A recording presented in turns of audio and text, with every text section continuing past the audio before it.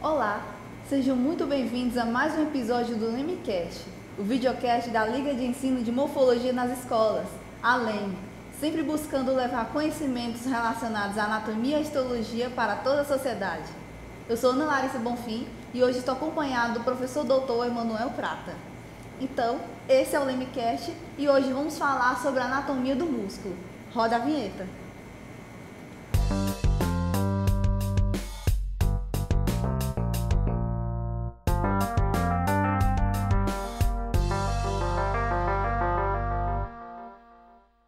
Então, nosso convidado de hoje é o professor Túlio Banja, nosso amigo aqui da casa, professor da IEFES, e ele vai falar sobre a anatomia do músculo, né? O professor Túlio, ele é graduado em Educação Física pela Escola Superior de Educação Física na UFPE, especialista em avaliação de performance humana da Escola Superior de Educação Física da UFPE, mestre em Ciência do Desporto da Faculdade de Desporto, né, na Universidade de Porto, Portugal, doutor em Ciência do Esporte pela Universidade Federal de Minas Gerais, a UFMG. O professor Túlio Banja, ele tem experiência na área de Educação Física, com ênfase em biomecânica do movimento humano, musculação, cinesiologia, anatomia funcional e várias outras coisas que não estão aqui citadas, tá? Atuando principalmente nos seguintes temas: biomecânica, esporte paralímpico e avaliação física. Então, Túlio Banja, muito obrigado pela vinda aqui no nosso LEMcast. E a gente vai começar a fazer algumas perguntinhas, tá? Tá bom. Então, professor, vamos começar do básico, né? Por exemplo, o que é sistema muscular? Bom, o sistema muscular é um sistema que tem a capacidade de gerar tensões dentro do sistema locomotor.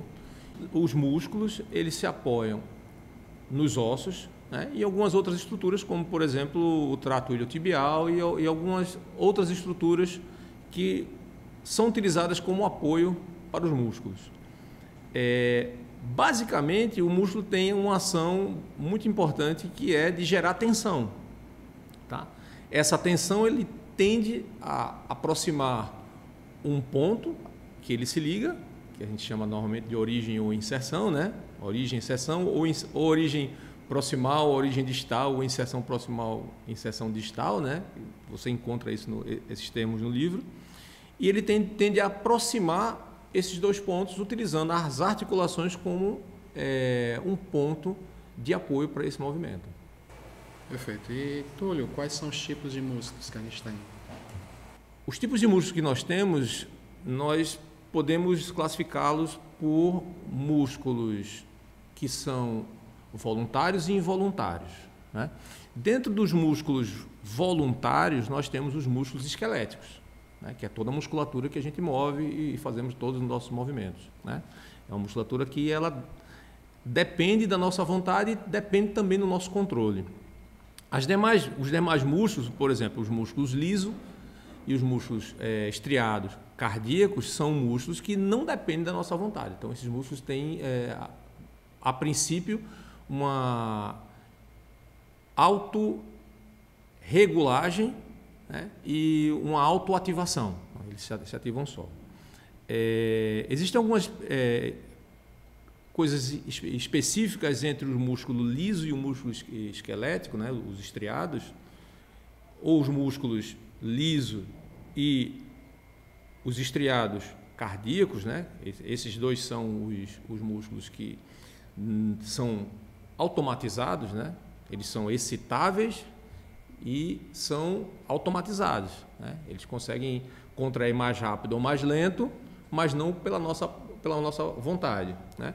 Por exemplo, os músculos do trato intestinal são músculos lisos e são músculos também que são involuntários, de acordo com a inervação que está aplicada nesses músculos que movimentam o trato digestivo com as ações do peristaltismo. O músculo cardíaco é um músculo autônomo, né? Mas ele também é apenas autorregulado, né? Então a gente tem aquela questão lá, quando a gente fala do sistema cardíaco, a gente vê que esses músculos têm uma capacidade própria de ativação e tem como se fosse um contador que faz essa gestão do aumento ou da diminuição da frequência cardíaca a partir todas aquelas partes que o pessoal já conhece bem aqui na anatomia, né? O nervo vago e por aí vai. Seria o nosso marca-passo, né? O nó do sino atrial e as redes de Purkinje, né? Eu ainda lembro disso aí. Então, professor, eu sei que o senhor já deu uma leve introduzida sobre esse assunto, mas de forma breve, como funcionam os músculos? Bom, os músculos, eles são tecidos excitáveis, né?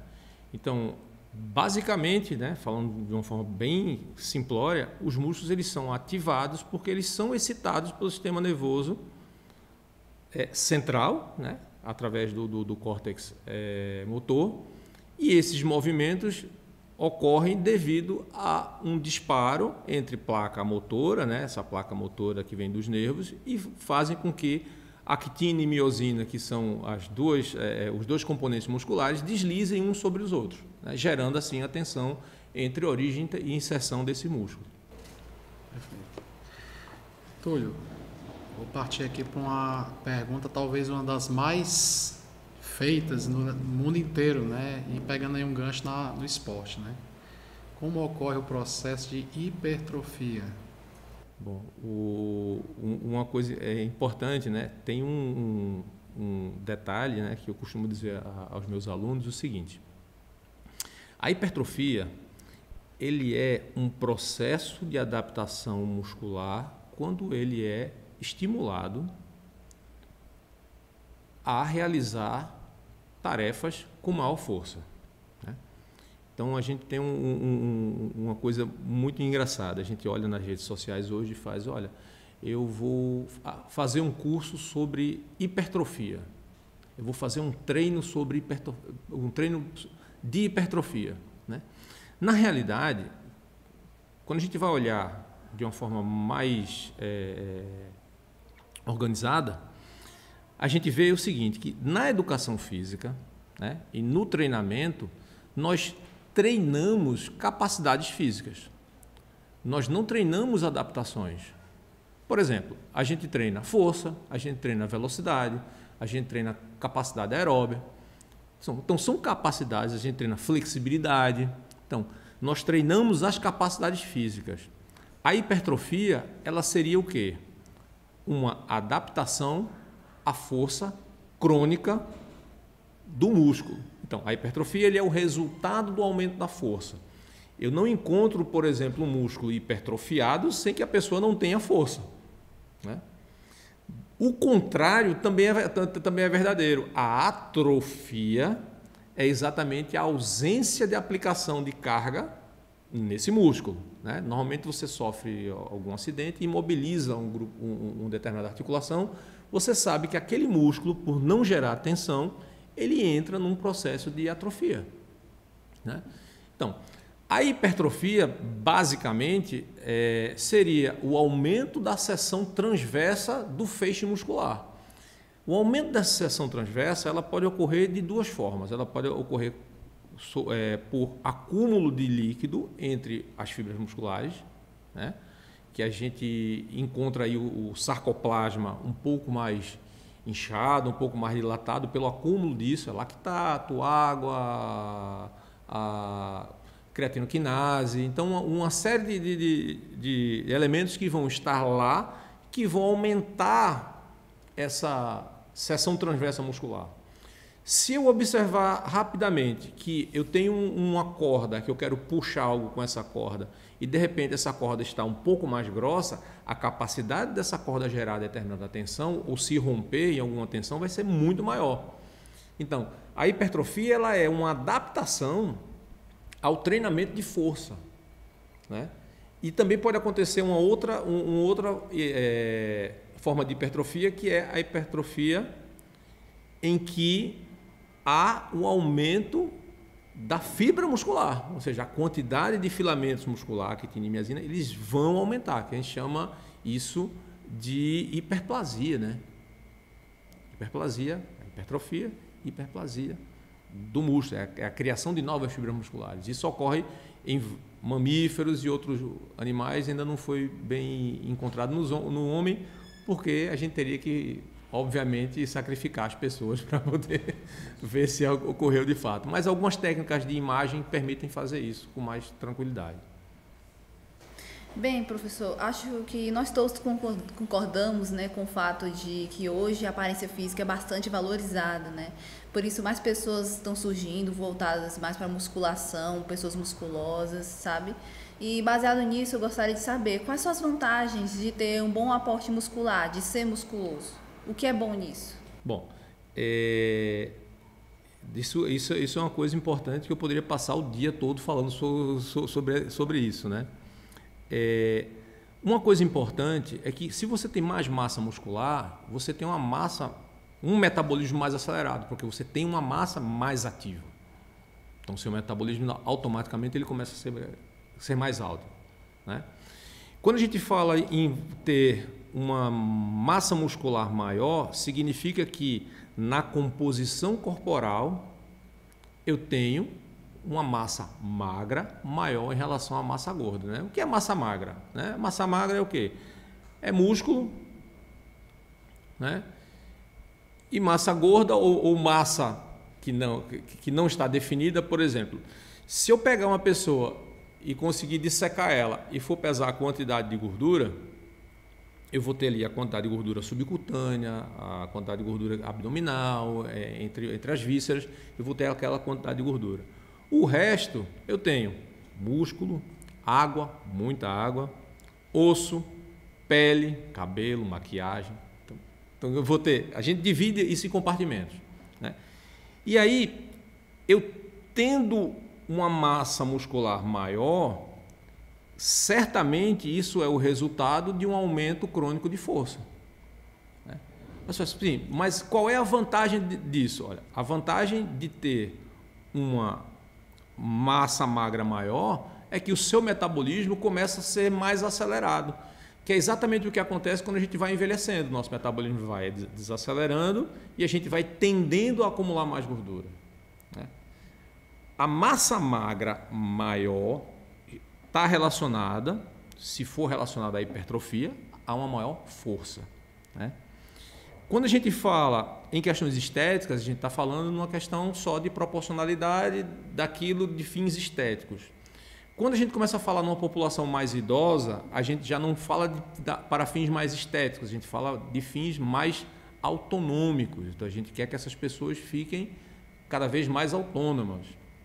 Eu costumo dizer muito o seguinte, que força é igual a autonomia, né? Se o idoso tem força, ele tem autonomia. A autonomia é de ir para o banheiro, sentar no vaso e se limpar, e para tomar banho e fazer as atividades do dia a dia, né? Então, a força ela pode estar muito relacionada numa idade mais de adolescência, de 20 anos, adultos jovens, mas essa força ela é muito mais bem aproveitada quando a gente vai avançando na nossa idade, né? Então é muito importante você ter o aumento desse componente da força, assim como as questões voltadas a uma melhora na capacidade cardiovascular. Uma outra pergunta aqui que é também de certa forma polêmica, não é polêmica, né? Mas às vezes a gente vê uma pessoa falando uma coisa, outra, e muita informação, né? É difícil de quem é leigo filtrar, né? Então, qual a melhor forma de se treinar o músculo esquelético? Olha, depende do seu objetivo, né? Se eu não posso comparar uma demanda, por exemplo, de um corredor de maratona para um atleta que é powerlifting, o cara que levanta peso olímpico, né? Então, as demandas de movimento são diferentes, né? Uma coisa é eu conseguir pegar uma barra de 200 quilos e colocar essa barra para cima da cabeça, né? Eu só preciso fazer isso uma vez. Então, eu tenho uma demanda de muita força. Outra coisa sou eu correr uma maratona em 2 horas e 6. Então, as demandas elas são diferentes, né? Então, eu tenho uma demanda que eu tenho que gerar muita força em pouco tempo, e outra modalidade eu tenho que gerar força durante muito tempo. Então a gente tem essas peculiaridades. Como treinar isso? Os treinos são baseados em intensidade e duração. Eu tenho que treinar baseado na demanda esportiva que eu tenho. E não se engane, normalmente, mesmo os maratonistas que correm por 2 horas, em algum momento do treino deles, eles precisam trabalhar com musculação, por exemplo. Eles precisam aumentar a força muscular para isso. Então, agora voltando para outra parte relacionada a fibras, né? E eu acredito que isso até é muito abordado em questões de concurso, de vestibulares relacionados ao sistema muscular, que é a diferença entre fibra vermelha e a branca. Qual seria então essa diferença? Olha, existem muitas diferenças entre as fibras, né? Uma das maiores características entre as fibras vermelhas e brancas, vamos dizer o seguinte: a gente fala fibras vermelhas e fibras brancas, então a gente também pode utilizar uma outra organização. Então podemos dizer que as fibras vermelhas são fibras que contraem mais lentamente e as fibras brancas são fibras que contraem de forma mais rápida, né? Para você ter ideia, se eu tiver que chegar no ponto máximo de estiramento ao ponto máximo de contração, se eu colocar uma fibra vermelha junto a uma fibra branca, a fibra branca ela vai chegar no final do movimento em 1/7 do tempo da fibra vermelha, né? E aí a gente tem essa diferença no comportamento. Então nós temos fibras que têm um comportamento de deslize muito mais rápido, né? E uma coisa curiosa é que no grupo muscular, nós não temos, por exemplo, o grupo do bíceps só com fibra branca. Nós temos um miscelâneo de fibras brancas e vermelhas ali. E na hora, aí você faz, poxa, mas se quando eu for contrair esse músculo, mesmo num movimento muito rápido, as fibras brancas vão ser mais rápidas? Vão ser mais rápidas, né?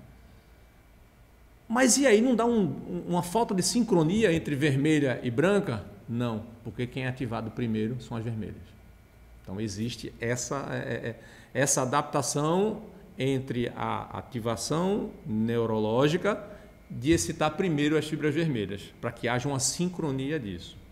Um outro detalhe importante é que isso tem alguns aspectos bioquímicos. As fibras vermelhas elas apresentam, por exemplo, uma quantidade maior de mioglobina, que é o que carrega o oxigênio para a célula vermelha, né? As fibras brancas já têm uma quantidade maior de ATP, né? A fórmula lá, via metabólica ATP-CP.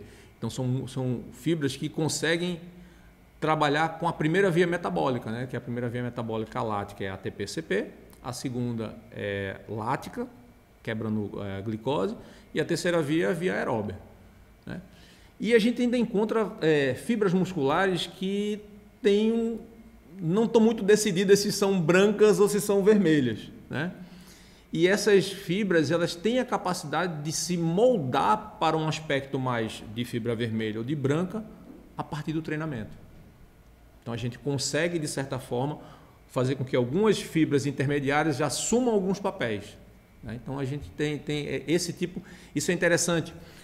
Na época da cortina de ferro, só um dado histórico aqui, na época da cortina de ferro lá nos países da Iugoslávia, lá na época dos anos 80, né, que você tinha lá a grande União Soviética, os Estados Unidos nos Jogos Olímpicos, né, o boicote em 2000, o boicote em 84 em Los Angeles e o boicote em Moscou em 1980, né, tinha essa questão. Dizem que nesses países, as crianças que iam para as seleções esportivas eram feitas biópsias nos músculos das crianças, para identificar o tipo de fibra predominante, para indicar a modalidade para aquelas crianças, né? Era feito isso, né? Os estudos, já desde a década de 70, 80, já faziam isso dentro do esporte como uma forma de seleção de talento esportivo. Mas de uma certa forma, pegando esse gancho aí, o que é que tu acha dos atletas de hoje, né? A gente sabe que tem atletas que são quase perfeitos, né? Para determinadas modalidades. A título de exemplo, tem o Usain Bolt, né? Que acabou de ser batido o recorde dele, né? Por um americano. Eu não sabia. Pois é, acabou de passar, tá bem famoso esse vídeo agora.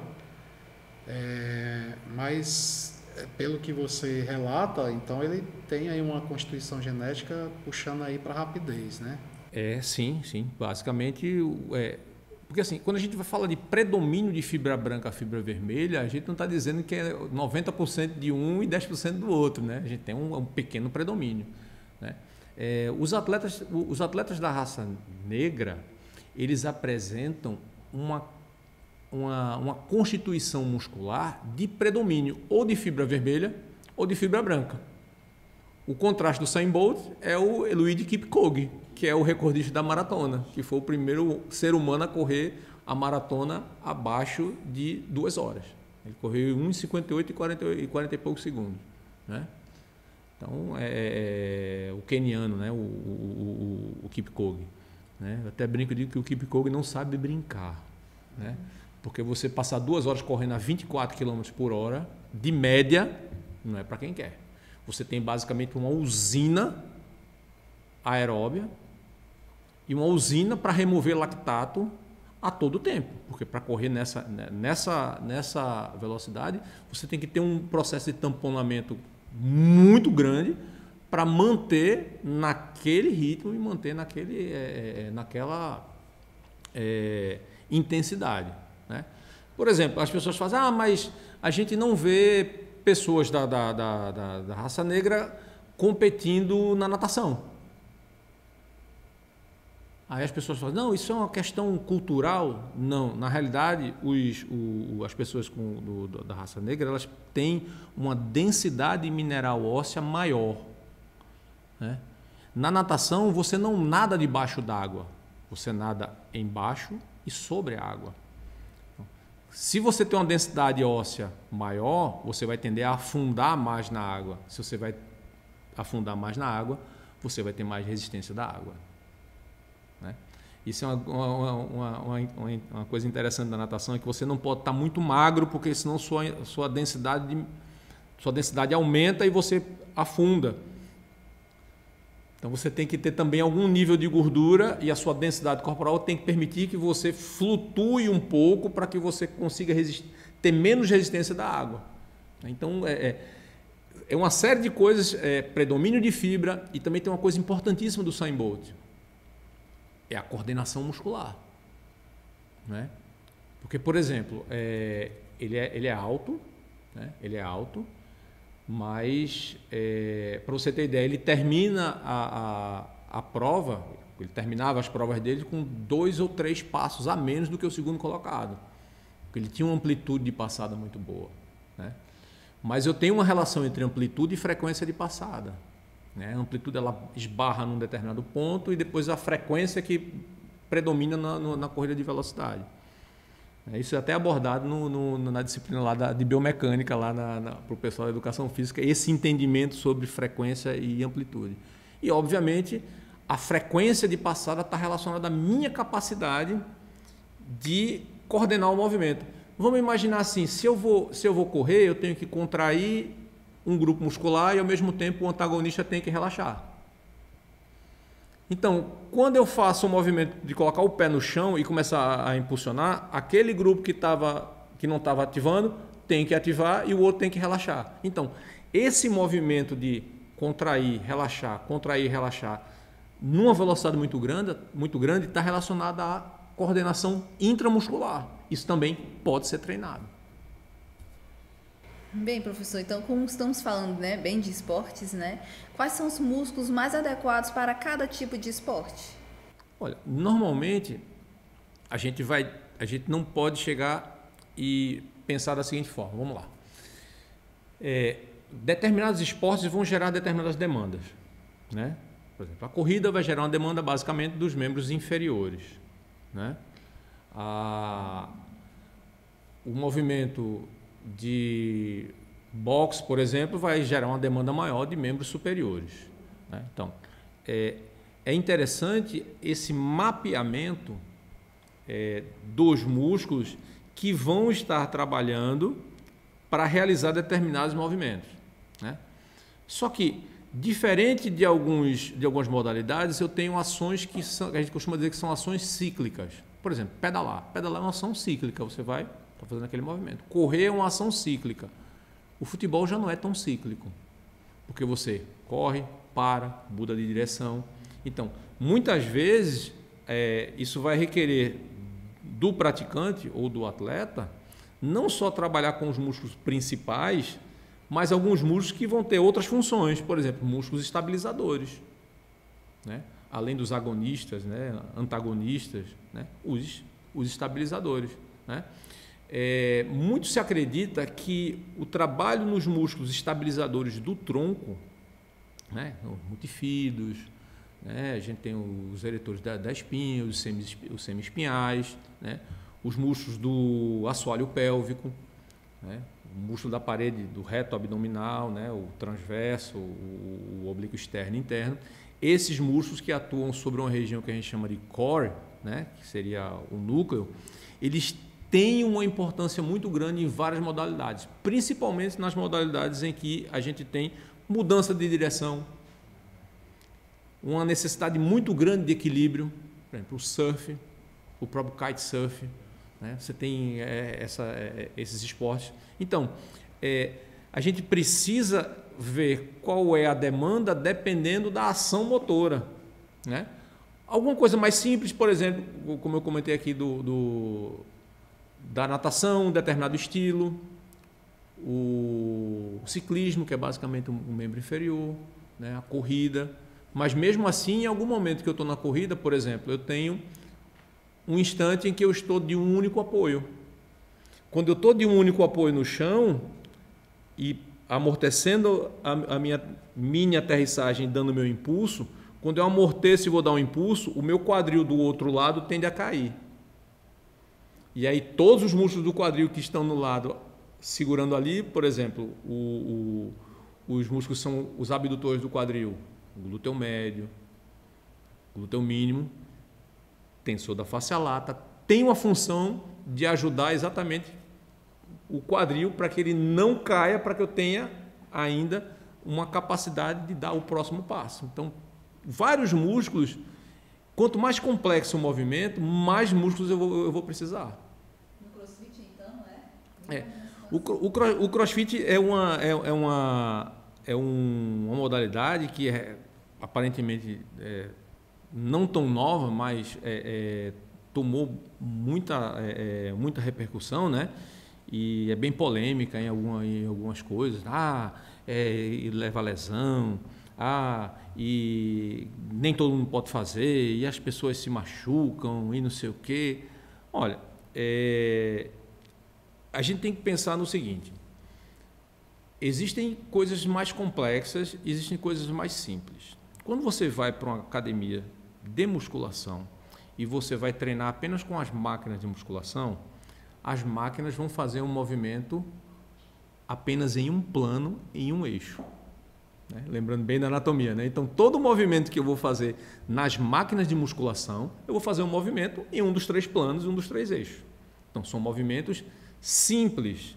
Mesmo que eu faça esse movimento com mais de uma articulação, esses movimentos são movimentos simples. Eles iniciam numa posição, terminam em outra, e você faz isso aí meio que cíclico, né? Você faz as repetições de forma cíclica. Então, isso para uma pessoa que ainda está aprendendo a realizar movimentos, é muito interessante. Lembrem-se, existe uma tendência hoje, né, desde quando a tecnologia começou a evoluir, de que o homem, na sua infância, ele está cada vez mais sedentário, né? Na nossa infância, antigamente, né, pelo menos na minha infância antigamente, né, já faz um bom tempo, né, a gente era muito mais ativo. A gente tinha TV, e a TV que a gente assistia, quem assistia eram os pais da gente, e eles escolhiam um canal. Então a gente tinha só um horário muito pequeno, então a gente brincava na rua e fazia como o pessoal diz, a gente maloqueirava na rua, que era o que a gente fazia. Então isso dava um repertório motor muito bom para a gente, né? Então esse repertório motor, ele é muito importante porque quando você vai falar sobre educação física e atividade física, o profissional da educação física ele tem que ter em mente o seguinte, que a pessoa que está ali com ele como aluno ou como cliente, ela precisa aprender a realizar um determinado movimento. Eu preciso ensinar a pessoa como ela faz determinado movimento. Se ela já sabe alguma coisa, beleza, eu já vou partir para uma coisa mais complexa. Eu estou dizendo isso porque os movimentos do CrossFit eles são baseados em movimentos que são relacionados à calistenia, né? Corrida, saltos, saltitos, né? Elementos de ginástica olímpica, que aí você tem barra, você se pendura em barra, você sobe em argola, né? É um pouco mais complicado porque você precisa sustentar o peso do seu corpo com o membro superior.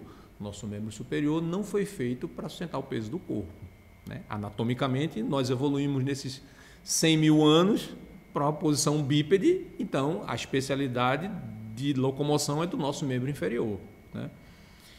E também com elementos do LPO, que é o levantamento de peso olímpico, né? Então você, por exemplo, vamos imaginar o cenário, uma pessoa que sempre foi sedentária, nunca fez atividade, né?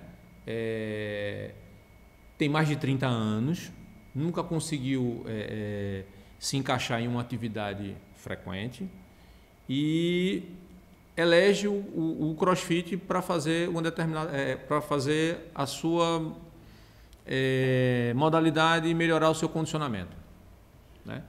E aí o que é que acontece? Os movimentos do LPO, da ginástica e calistênicos são movimentos complexos, né? Então, é preciso tomar muito cuidado, e quando eu falo tomar muito cuidado, é o seguinte, para a evolução do aprendizado do movimento, né?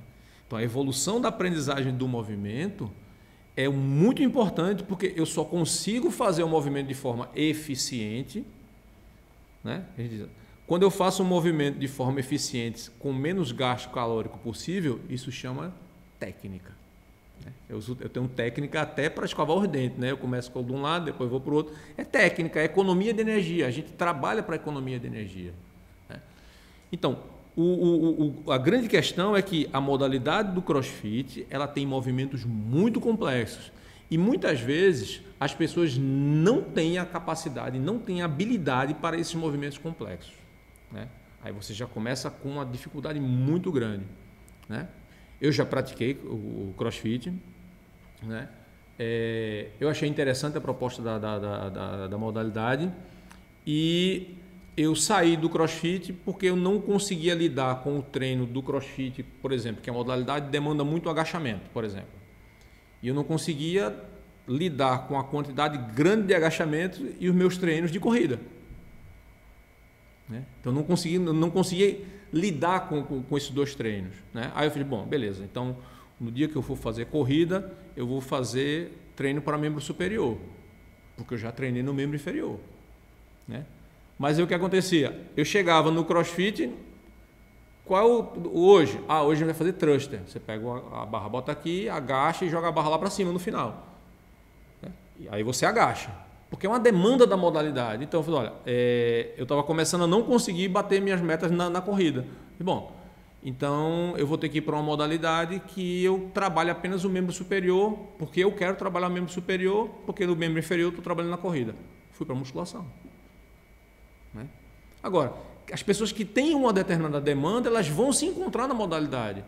A melhor modalidade não é natação, a melhor modalidade não é corrida, a melhor modalidade não é musculação, não é CrossFit. A melhor modalidade é aquela que você gosta e aquela que você consegue ter prazer. É a modalidade que tem que se adaptar a você e não você a modalidade, né? Porque se você se adaptar à modalidade, vai ser mais complicado ainda, não é?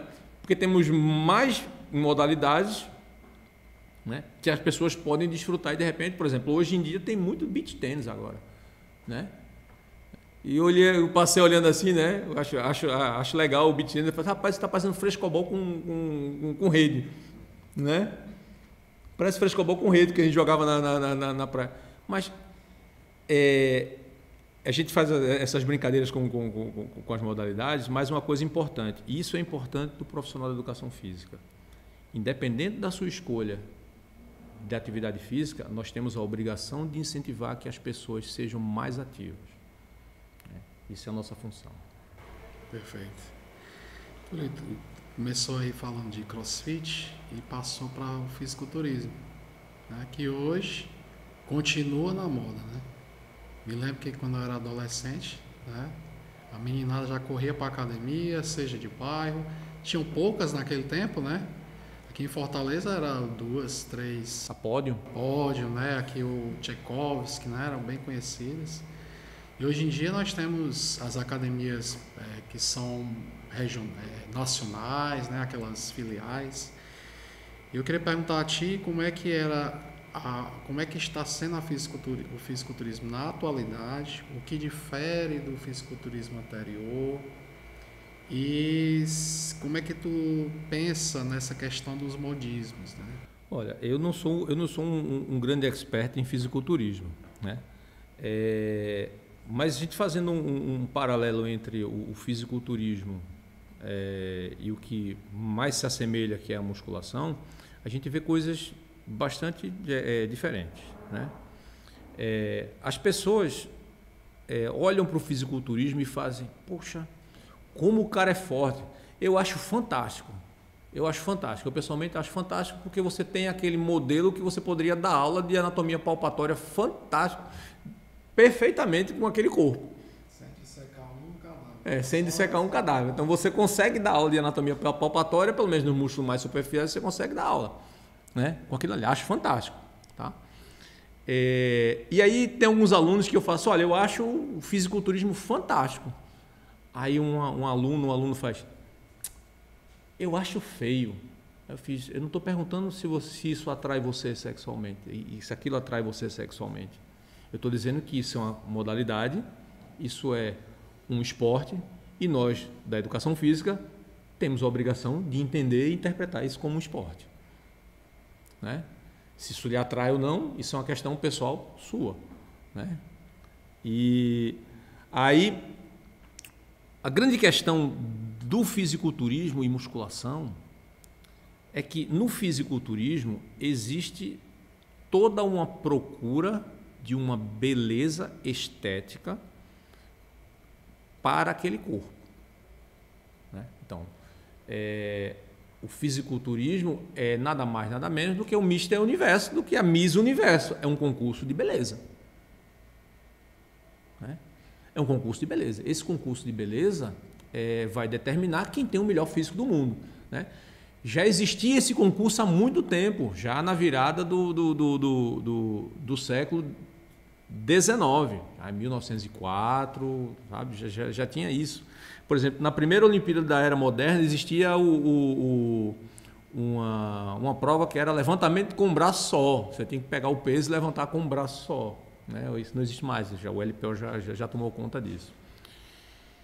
E aí o que acontece? Tem muita coisa sobre o fisiculturismo.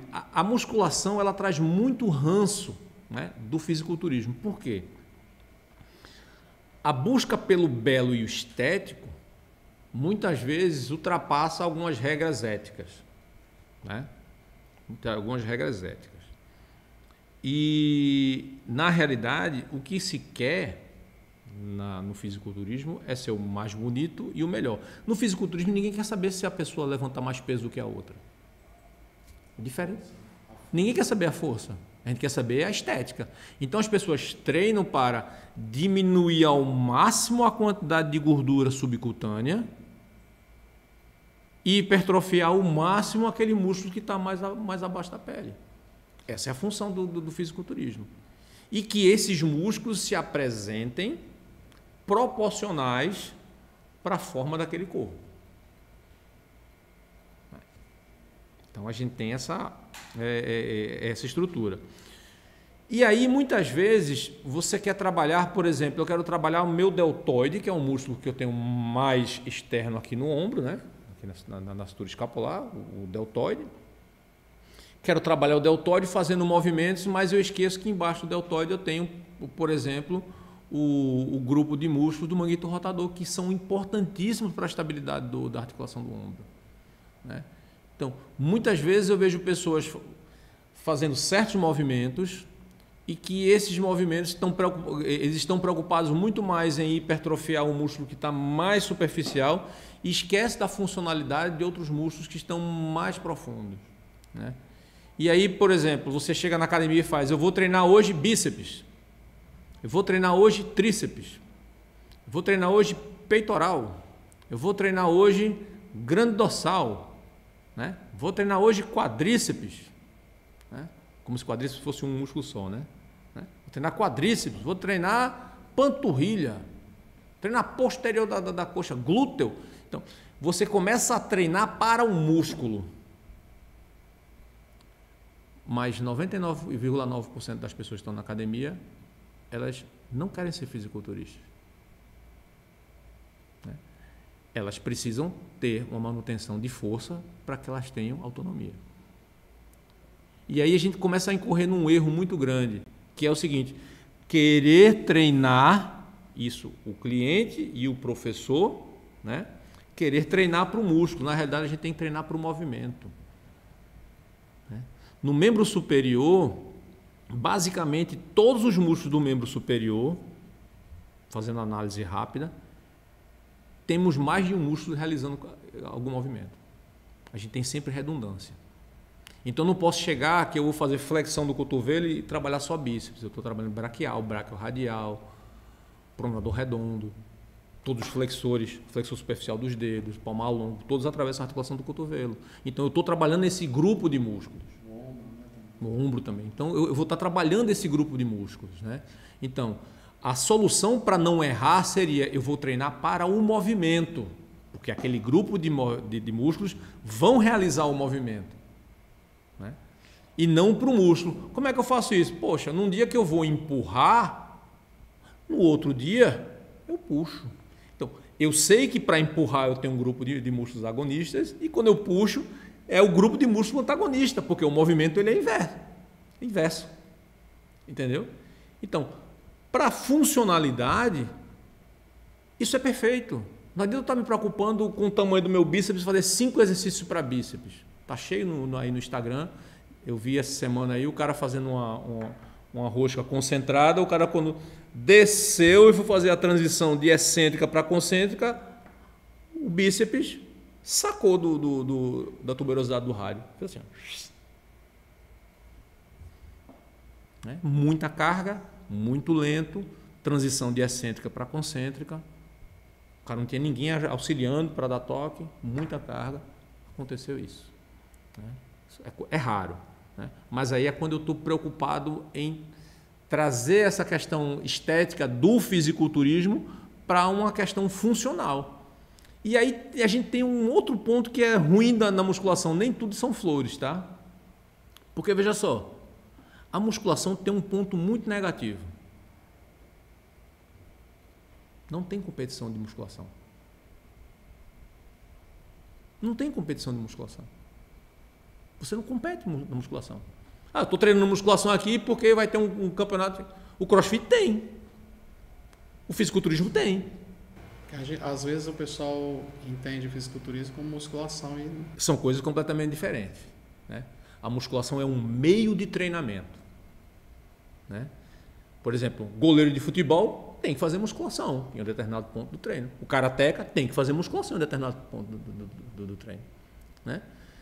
Ah, eu quero ser rápido fazendo magueri. Você quer ser rápido fazendo magueri? Você precisa o quê para ser rápido? Você precisa ativar aquilo ali o mais rápido possível, né? Como é que você ativa o mais rápido possível?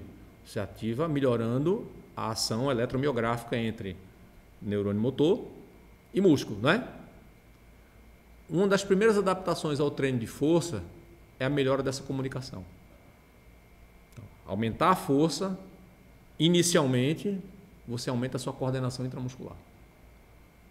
Então, num determinado ponto do treinamento, fazer musculação, mesmo que o movimento seja muito rápido, o Usain Bolt tem que fazer musculação.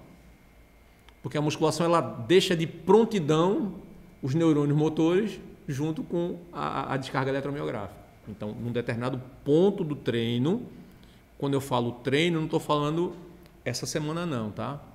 Estou falando no treino dessa semana, desse mês desse semestre, desse ano e do ciclo olímpico de 4 anos. Então, o cara que bate recorde, ele acorda de manhã sabendo o que é que ele vai fazer hoje e nos próximos 4 anos. Ele sabe até quando é que ele vai ter que não treinar. É um trabalho já mais funcional, né? É um trabalho exatamente para isso. Tem uma historinha bem legal que é o seguinte. Em Atenas, em 2004, a gente teve 3 nadadores numa prova. Eu não lembro qual foi a prova, mas foi curioso. O primeiro terminou a prova, por exemplo, em 1 minuto, o segundo terminou em 1 minuto e 1, e o terceiro terminou em 1 minuto e 2. Então, A, B e C, né? Atleta A, atleta B, atleta C. Em 2008, o atleta C terminou a prova em 59. Ele baixou de 1 e 3 para 59. O atleta C. O atleta B, que tinha feito em 1 e 2, desceu para 58. E o cara que tinha feito em 1 fez para 57. Ou seja, o pódio foi repetido. E o que aconteceu? Cada atleta baixou em 4 anos 2 segundos. Aí você pergunta, o que é que eu preciso fazer para programar um treino para que um atleta de natação de alto nível baixe 2 segundos em 4 anos? Isso é ciência do esporte. Só abrindo parênteses aqui, Túlio, para quem está nos ouvindo, né? Maiguiri, que você citou, né? O chute frontal do karatê, né? Exatamente. Falou comigo que a gente faz karatê, né? E aí são palavras, né, já comuns entre a gente, mas não muito comum, né? Em quem não conhece, né? E é um chute bastante utilizado no karatê e também utilizado hoje em dia no MMA e tudo, né? Perfeito. Então, professor, agora vamos falar sobre uma questão um pouquinho polêmica, né? Porque recentemente o Conselho Federal de Medicina proibiu o uso de anabolizantes para fins estéticos. Então, eu gostaria de saber o que o senhor acha disso. Olha, na realidade, a gente tem que entender 2 coisas, né? A primeira coisa é o whey protein, creatina, super coffee, bomba, né? Testosterona, GH, tudo isso não funciona se você não treinar. Não funciona se você não treinar. Qual é a função disso tudo? A função disso tudo são 2. Primeiro, ou que você consiga treinar mais naquela sessão do treino, ou que você se recupere mais rápido para a próxima sessão de treino. Essa é a função. Tá? Quando a gente fala da ingestão mais de proteína, porque vai auxiliar na síntese proteica, na reparação muscular, isso pode auxiliar na hipertrofia muscular. Falando a grosso modo. A creatina lhe dá uma prontidão maior de creatinoquinase para que você consiga fazer 1 ou 2 ou 3 repetições a mais durante aquela sessão de treino. Aquela sessão de treino, multiplicada por mais 20, 30 sessões de treino, você começa a ter o resultado que você quer. Né? Então, aqui a utilização disso está relacionada a você conseguir resistir mais ao treino e treinar mais. Só que quando a gente começa a falar de anabolizante, né, que são, obviamente, creatina, whey, super coffee, esses pré-treino, não estão relacionados à questão de hormônios, né? Então, são apenas coisas que tentam acelerar a minha recuperação. Porque se eu treino hoje e não me recupero, no próximo treino eu não consigo nem repetir meu treino. Né? Então eu preciso treinar e descansar. Né? Tem gente que acha o seguinte, faz, não, eu treino, mas eu descanso. O descanso é mais importante que o treino. Não, não é. Tem gente que leva isso à vera, né? Aí não treina e fica só descansando. Descansa muito e treina pouco. Né? Mas olha só, o grande problema dos anabolizantes, pessoalmente, eu acho isso corretíssimo, sabe? Eu acho que a utilização de anabolizantes para questões específicas, por exemplo, a pessoa tem um problema seríssimo de baixa testosterona, com idade baixa, né? O cara não passou dos 50 nem 60 anos de idade, o cara tem uma baixa na testosterona. Essa baixa na testosterona vem com a incapacidade de realizar as tarefas do dia a dia, com falta de libido. Então, essa pessoa precisa procurar um especialista, um médico endocrinologista, para ver se há uma necessidade disso, né? Esse é o primeiro ponto. A grande questão é que as pessoas estão fazendo isso como uma forma de treinar mais e conseguir atalhos nos resultados. Porque, veja só, se você toma testosterona e não treina, você não cresce. É simples. E como as pessoas vão estudar mais à frente, né, é basicamente o seguinte: os hormônios, eles chegam no corpo e fazem, atenção, todas as células do corpo aumentem a síntese proteica. E não é só o músculo, são todos os tecidos. Entendeu? Então, você começa é como se eu quisesse pintar uma parede de casa, né? E quisesse pintar só um pedaço da parede, uma parede do quarto, né? Quero pintar uma parede só do quarto de vermelho, né? Aí eu pego a lata de tinta, começo a rodar e jogar. Eu vou pintar o quarto todo. Por quê? Os hormônios, eles não trabalham de forma específica em cada tecido, eles são abrangentes. Então, é muito perigoso você brincar com níveis de hormônios, mesmo porque alguns sensores do corpo vão detectar que é um aumento dos hormônios e vão mandar aquelas células que secretam hormônio parar de secretar, né? Eu falo sobre a questão da androgenia depois do uso de anabolizante, né? Então, é preciso tomar muito cuidado com isso, porque isso começa a ser muito disseminado como se fosse uma verdadeira solução de todos os problemas, né? Existem, por exemplo, a questão da reposição hormonal para as mulheres após menopausa, né, que auxilia também para impedir um pouco a questão da osteoporose, né? Para os homens também, né? Já se fala um pouco sobre reposição de testosterona junto com o hormônio do crescimento para homens já após os 60 anos.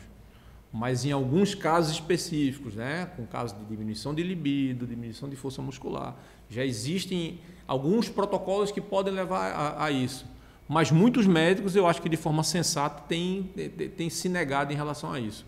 Eu, pessoalmente, acho que é preciso saber qual é a necessidade, né? Se é de fato necessário o uso disso ou não, sabe? E eu acho que o conselho está correto em relação a isso.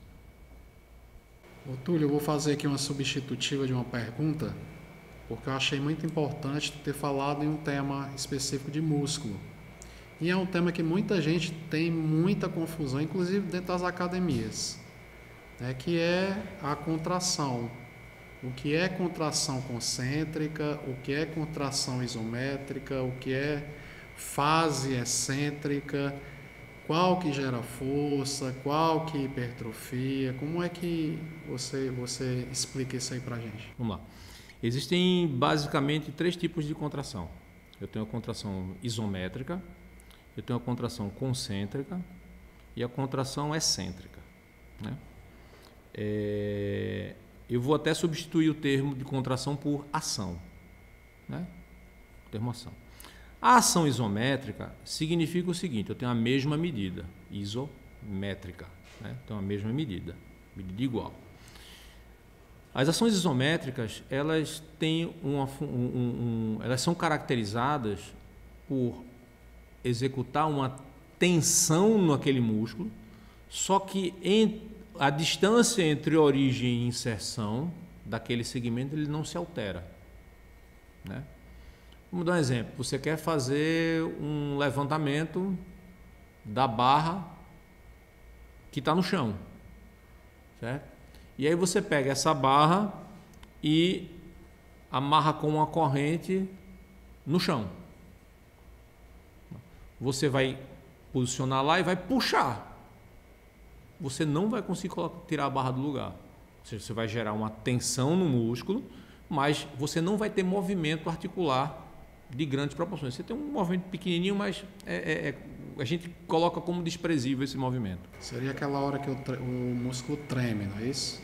Ele pode tremer também em outras ações, mas você tem uma ação na qual eu não consigo vencer a resistência que eu quero vencer. Né? Não consigo vencer. Eu posso usar a ação isométrica de duas formas. Eu posso usar a ação isométrica contra algo imóvel, que de fato é imóvel. Por exemplo, tem uma roda de um trem, eu seguro a roda de um trem e tento levantar. Obviamente que com aquele peso eu não vou conseguir levantar. Né? Mas eu posso, por exemplo, quando eu vou fazer aquele movimento com o bíceps, lá de flexão do bíceps, que a gente chama de rosca direta lá da musculação, eu posso fazer um movimento na qual eu subo, desço, em algum momento eu paro e fico lá parado. A partir do momento que eu não tenho movimento, eu estou numa ação isométrica. Né? O pessoal gosta muito de fazer o que o pessoal chama de rosca 21, né? Faz 1, 2, aí 21, aí depois para no meio, depois volta para outro. Né? Então o pessoal gosta de dar esse toque isométrico. Né? A ação isométrica ela é importantíssima, é muito utilizada, principalmente quando você vem de uma atrofia, você vem de um problema que na articulação que você precisou imobilizar aquilo ali e o músculo atrofia, então você consegue cerca aí de 15 a 30% de força fazendo ação isométrica por semana, você consegue aumentar bem a força. Só que é o seguinte, a ação isométrica ela aumenta muito a força naquele ângulo. Então eu teria que treinar para esse ângulo, depois para esse ângulo, então fica uma coisa sem sentido, é inviável fazer isso. Né? E as pessoas confundem muito o seguinte, se eu vou trabalhar contra uma resistência imóvel, se eu quero levantar essa mesa, eu piso aqui na mesa e quero levantar a mesa, é imóvel, faço força e não consigo levantar. Eu tenho que trabalhar isso aqui com intervalos entre ação e relaxamento de 5 a 10 segundos. Seguro 5 segundos. Muita força, aí treme o músculo. Né? Aí relaxa, 3 segundos. Mais 5 segundos, contrário de novo, porque isso aqui é imóvel. Quando eu vou fazer aquela pranchazinha que o pessoal manda fazer na academia, aquilo também é isométrico, né? Aquilo também é isométrico, mas eu consigo mover aquilo ali, aquela carga não é imóvel. A grande diferença é que quando eu trabalho com carga imóvel, eu faço esses intervalos de ação e recuperação, ação e recuperação. Quando eu trabalho com algo móvel, por exemplo, fazer a prancha ou fazer a rosca lá e parar naquele peso, porque se eu estou movimentando o peso eu consigo levantar.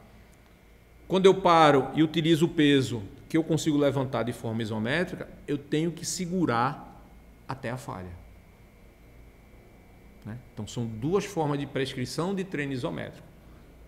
Imóvel, 5 segundos, 10 segundos de recuperação, 5 segundos, 10 segundos e cada um é uma série. Se eu vou trabalhar com a carga voltada, que eu consigo mexer, eu vou até a falha. Então, esse treino isométrico até a falha serve como última série dentro da musculação. Né? E tem essas limitações, né? Há um tempo atrás, o Colégio Americano de Medicina do Esporte não indicava muito a isometria para pessoas hipertensas, porque essa contração muscular ela poderia modificar questões hemodinâmicas que levariam à piora da hipertensão. Hoje já tem alguns estudos que falam sobre a parte de oclusão muscular para fazer movimento. Né? E essa não é muito bem minha área, mas existem alguns trabalhos com hipertensos falando sobre oclusão de algum membro e realizando movimento. Tem isso. A contração concêntrica é exatamente a contração para que o músculo foi feito para fazer. Deslizamento de actina e miosina e diminuição de origem e inserção. Essa é a contração concêntrica, né?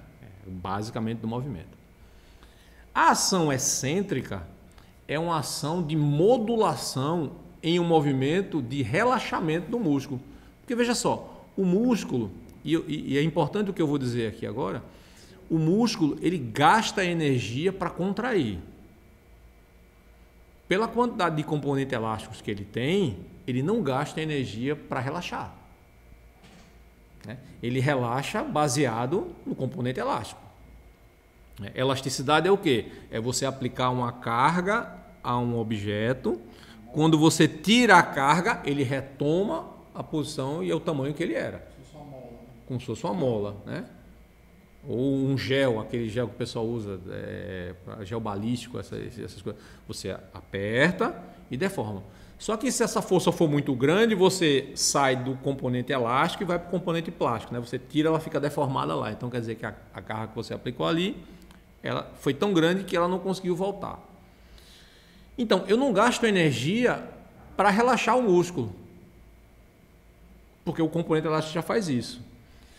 E o que acontece? Você pode permitir que o músculo relaxe como uma forma de controle. Por exemplo, você está em pé e você vai sentar numa cadeira. Se você está numa cadeira, você não vai desabar de lá de cima para baixo, você vai descer controlando. Esse movimento de controle, que normalmente é contra a ação da gravidade, é o que a gente chama de uma ação excêntrica. Né? Aí vamos fazer um pódio aqui agora, né? Fazer um pódio aqui agora. Qual é das 3 contrações que gera maior força? Acredito que seria a concêntrica por conta da propriedade do músculo, a actina-miosina, não é isso? Mas aonde você consegue gerar mais força é na excêntrica. Está na excêntrica? Né? É na excêntrica. Em segundo lugar, vem a isométrica. Em último lugar, vem a concêntrica. É engraçado porque toda a energia metabólica que a gente utiliza para contrair o músculo, 80% é dissipada em calor. Mas nós não somos uma máquina muito eficiente. Né? Então, toda a energia que a gente usa para contrair, 80% é dissipada em calor. E aí, veja só, a ação excêntrica é uma ação em que eu estou com actina e miosina enganchada uma na outra, mas eu preciso permitir que o músculo faça um movimento excêntrico, mas eu tenho actina e miosina contraída, porque eu não estou tensionando o músculo. E aí o que acontece? Quando eu faço movimentos na qual eu utilizo esse encaixe e eles têm que, mesmo assim, permitir esse movimento, o que acontece? Eu tenho lacerações a nível microscópico de actina e miosina. Isso abre o disparo de reparação muscular e essa repetição faz com que os músculos comecem a se adaptar a esse tipo de situação, aumentando a sua seção transversa. É por isso que é importante o descanso aí depois do exercício. E tem uma coisa aí importante que eu quero botar logo esse gancho para isso. Esse movimento, essa ação de microdestruição muscular, a gente não vai ter um músculo que vai acabar de uma vez toda. Eu estou falando de uma entre actina e miosina. Então são coisas que aí tem um micron, né, que você consegue ver isso aí com microscópio eletrônico de alta varredura, né? Então essa reparação muscular gera um processo inflamatório. Esse processo inflamatório gera toda uma onda de reparação. Então eu primeiro inflamo, aumento a quantidade, a vasodilatação, para que haja a remoção de catabólitos, para que eu consiga iniciar a reparação daquele tecido. O que acontece quando a gente tem inflamação? A gente tem um aumento da irrigação sanguínea no lugar, né? E eu tenho entre aspas, certo inchaço. Então, mais sangue naquele local, está inchado. Quando você tem uma espinha que está aí no seu nariz e você vai ver, ela vai estar toda vermelhinha ao redor. É um processo inflamatório para quê? Para que os glóbulos brancos vão lá e destruam aquele agente agressor. Então, é uma inflamação. A inflamação, normalmente, você não consegue pegar nem pancada de vento, né? Porque qualquer coisa mecânica que você tocar naquela região vai ativar o quê? As terminações nervosas livres da pele. Dor. Ou seja, o processo de reparação muscular é a dor muscular tardia. Você viu? Aquela que a gente sente 24 horas. O processo começa 24 horas e pode ir até 96 horas após o exercício. Mas esse aí é aquele que o anabolizante diminui? Esse tempo aí, essas 24 horas? Olha, o processo inflamatório, ele é bem sequenciado. Né? Ele é bem sequenciado. Né? Porque a dor muscular tardia, que a gente chama, essa dor muscular tardia, ela geralmente vem acompanhada com a incapacidade de gerar força. Então você não consegue repetir o mesmo treino e sente muita dor e inchaço. Mas esse ciclo, algumas pessoas tentam diminuir esse ciclo utilizando anti-inflamatórios. Né? Tem uns trabalhos aí que as pessoas conseguiram repetir uma série após a outra com o uso de anti-inflamatórios. Né? Mas não se sabe se o uso do anti-inflamatório ele era um uso que diminuiria a inflamação ou se ele mascararia os efeitos da dor. Né? Então, todas as vezes que eu treino e não estou habituado a realizar algum movimento, vai ter um custo para o músculo. 24 horas eu vou ter dor muscular tardia. Essa dor muscular tardia é a reparação do músculo para deixar ele pronto para outro treino igual aquele. Né? E aí, a partir desse entendimento, a gente sabe, o músculo tem que treinar, tem que ter tanto tempo de 24 horas de descanso? Não. Se você fez 5 exercícios para bíceps num dia e está com dor muscular tardia durante 3, 4 dias, você não está recuperado. Você pode treinar todo dia? Pode. Você faz treino leve, você treina todo dia. Faz um treino pesado, você vai precisar de mais tempo para recuperar. Então, o músculo não sabe se é dia, se é noite, né? É sempre um processo de reparação. Então, a gente falou muito de exercício, de atividade física, mas nós sabemos que em contrapartida a isso existe o sedentarismo, né? Que ainda é muito presente na sociedade. Então, baseado nisso, imaginemos que uma pessoa sedentária queira começar a entrar nesse mundo. Quais são as melhores atividades para começar a entrar e fazer regularmente atividade física? Olha, o Colégio Americano de Medicina do Esporte, ele preconiza 3 tipos de prescrição básica. Então, ele prescreve que todo treino, toda sessão de treino, ela deve conter uma quantidade de treino aeróbio, um treino de força e um treino de flexibilidade. Tá? Esses são os 3 componentes básicos. Existe uma diferença básica entre capacidade aeróbia, força e flexibilidade. Por quê? Quanto mais capacidade aeróbia, melhor. Quanto mais força, melhor.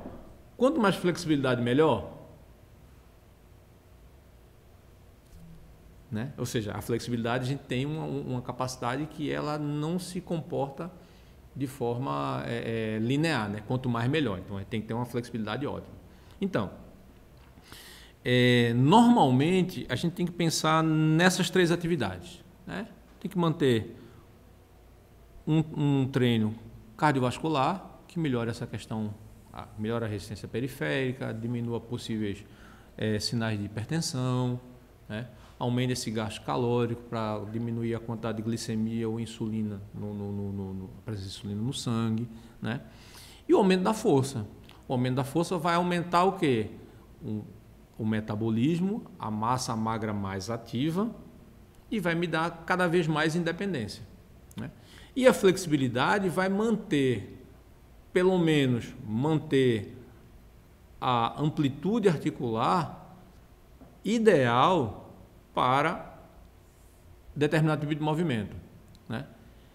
Aí você faz, como é que a pessoa começa? Primeira coisa, você precisa fazer uma avaliação médica, depois você precisa fazer uma avaliação física, né? Essa avaliação médica libera você para realizar esforços, né? Após estar liberado para realizar esforço, você precisa de uma avaliação. Avaliação cardiorrespiratória, avaliação de força, né? Avaliação da flexibilidade, né? Algumas avaliações, tipo avaliação postural, né? Ver algumas queixas, algumas recomendações específicas que vêm do médico, né? Ver como é que está aquela relação do índice de massa corporal, que é um índice de superfície corporal, né? Ver como é que você está classificado ali. Junto a isso, você vê a parte da composição corporal, né? Alguma queixa específica sobre dor, alguma coisa. E a progressão, ela se vai de forma lenta e bem controlada. E tem um detalhe aí, viu? Já dizia o Matveev o seguinte, que desgraciadamente, ou seja, desgraçadamente, como é que ele diz? O descondicionamento, ele é mais rápido do que o condicionamento. Eita, aí é que é pesado isso. Isso significa o seguinte, ele é cerca de 4 vezes mais rápido. Isso significa que se você passou um mês inteiro treinando e parou uma semana, você perdeu o que você fez no seu mês. Né? Então, a gente descondiciona muito mais rápido do que a gente levaria para condicionar. Né?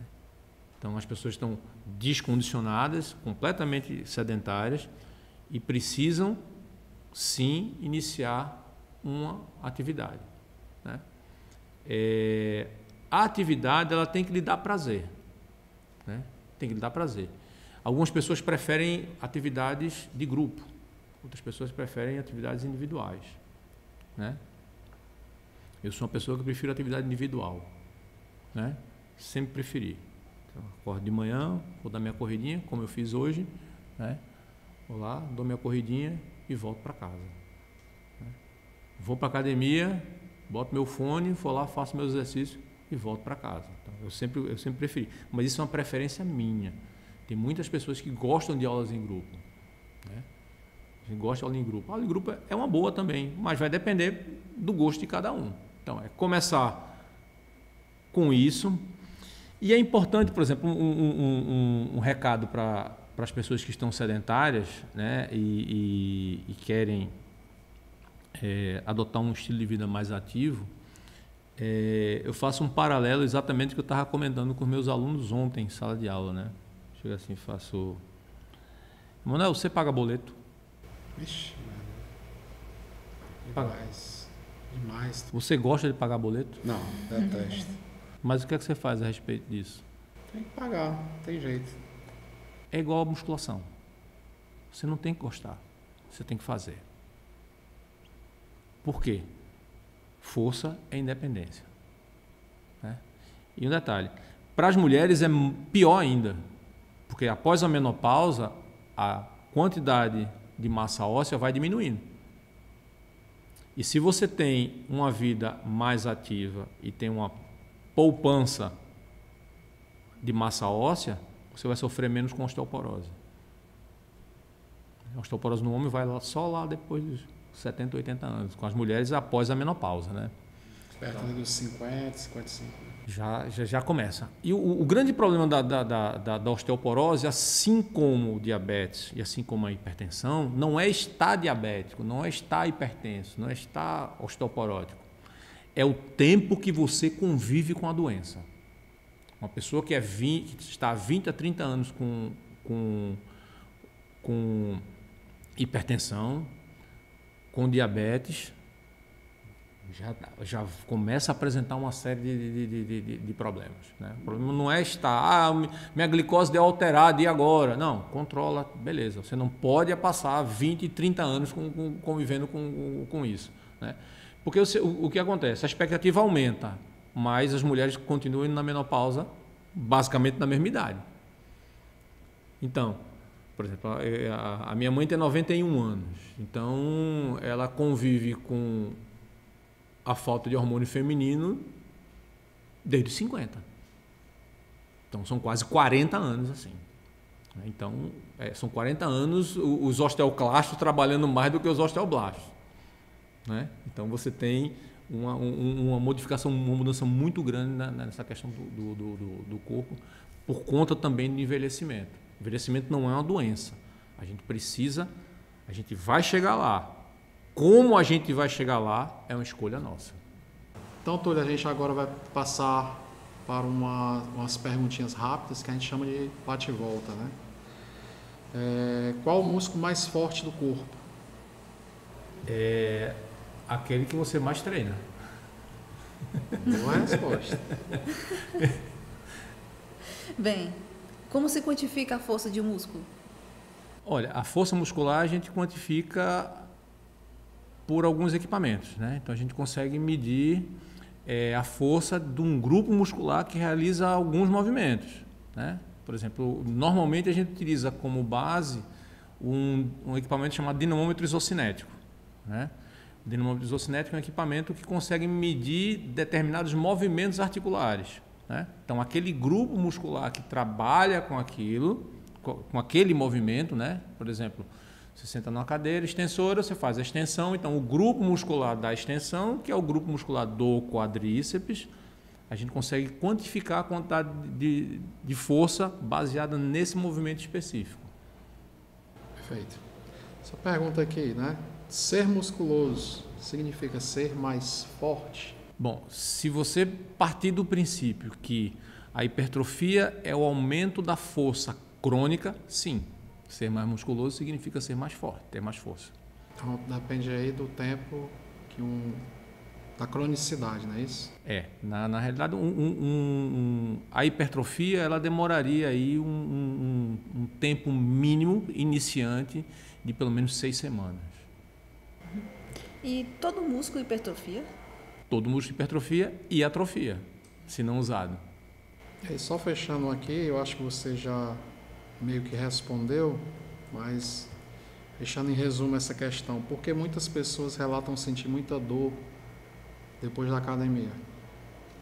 Porque iniciou todo o processo de reparação celular, né? A dor muscular tardia é um processo de limpeza do que do resto que sobrou daquela ação muscular que provocou dano. Então você programou aquilo ali, você fez aquela atividade, gerou lesão, gerou restos de algumas coisas, catabólitos, então você precisa iniciar aquela remoção. Para iniciar aquela remoção, você inicia um processo inflamatório. Esse processo inflamatório é como uma onda, né? Você inicia o processo inflamatório, depois você inicia o processo reparador, e essas ondas, essas etapas, elas não se alteram. Elas podem ser maiores ou menores, né? Então você pode sentir dor muscular 24 horas após o exercício, que é quando você começa o processo de reparação, e esse processo pode levar até 96 horas. Né? Você pode continuar sentindo dor até 96 horas. A dor quer dizer que você utilizou além da conta que estava preparado aquele grupo muscular, e para ele se recuperar para uma próxima, ele precisou ser reparado. Então, mais uma vez, é muita honra tê-lo aqui, né? Eu que agradeço. Meu amigo de uma certa data, né? Companheiro aí, por exemplo, da Unifor, né? Fomos professores juntos lá. E o Túlio hoje está aqui na UFC, né? Nas disciplinas principalmente envolvidas com movimento, cinesiologia, né? E é um cara extremamente ativo, né? O Túlio não tem uma coisa que ele, né, não saiba fazer, né? Então, Túlio, te agradeço. Eu quero deixar aí um espaço para você falar de alguma mídia social, que alguém queira te perguntar alguma coisa que não foi perguntada aqui. Olha, nós temos algumas mídias sociais. O Instagram a gente tem Biomecânica UFC, né, que é o Instagram que a gente utiliza lá para essa divulgação de coisas da biomecânica e lá do laboratório de biomecânica. Tem o próprio site com o laboratório do laboratório de biomecânica, né, que está dentro do Instituto de Educação Física e Esportes, né. Tem uma página no YouTube com algumas aulas, algumas não, muitas aulas, né, que isso começou desde a época da pandemia. No YouTube é o Biomecânica UFC também, né? Então essas são as redes sociais que a gente tem para divulgar essa questão da cinesiologia e da biomecânica.